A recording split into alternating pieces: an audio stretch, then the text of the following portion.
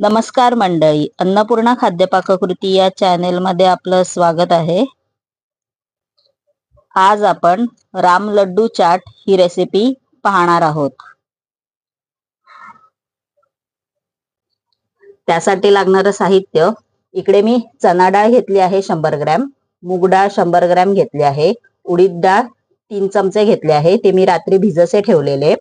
कोथिंबीर घेतली आहे 1 कप, मुळ्याची पानं घेतली आहेत 1 कप, 1 चमचा आमचूर पावडर घेतला आहे, जिरं घेतला आहे 1 चमचा, आलं, 3 ते 4 हिरव्या मिरच्या घेतल्या आहेत, लिंबाचा रस, चिमूटभर हिंग घेतला आहे, 1 चमचा चाट मसाला, काळं मीठ घेतला आहे 1 चमचा, चवीनुसार मीठ।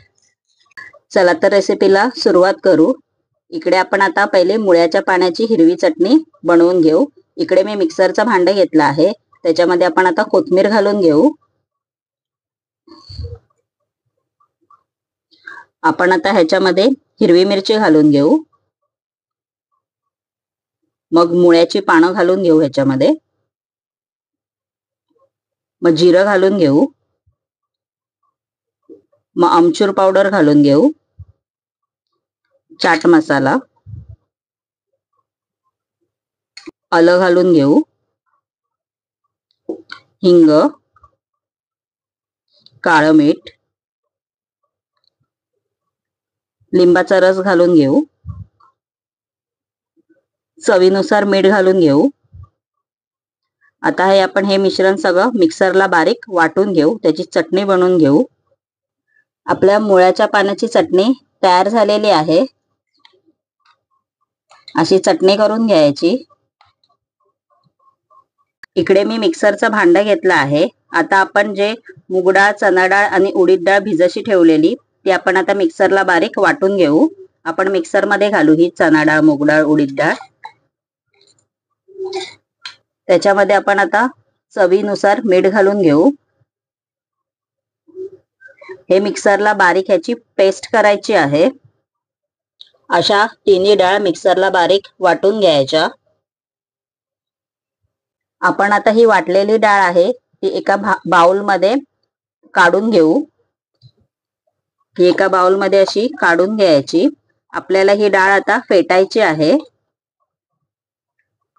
आपण आता ही डाळ फेटून घेऊ। चमच्याच्या साहाय्याने किंवा हाताच्या साहाय्याने पण फेटून घेऊ शकता।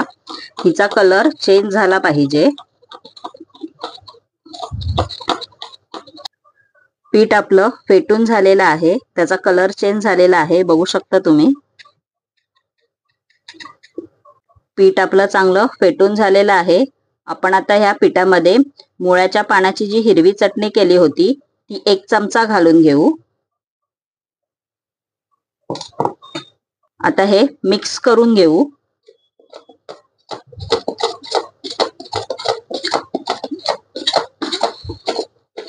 आपल्याला या मिश्रणाचे लाडू बनवायचे आहेत।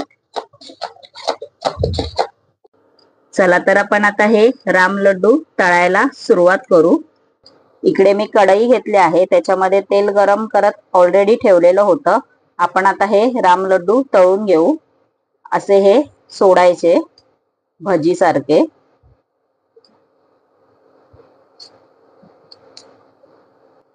हाय टू मीडियम फ्लेम वर हे राम लड्डू तळून घ्यायचे।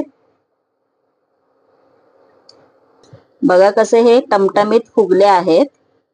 आपल्याला हे गोल्डन ब्राउन करायचे आहेत।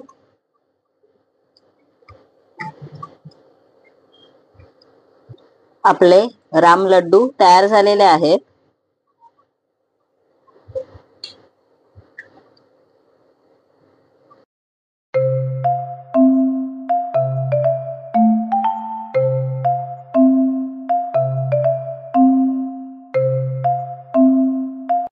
माझी ही राम लड्डू चाट रेसिपी आवडल्यास व नवनवीन रेसिपी पाहण्यासाठी माझ्या चॅनेलला लाईक, शेअर आणि सबस्क्राइबर नक्की करा। धन्यवाद।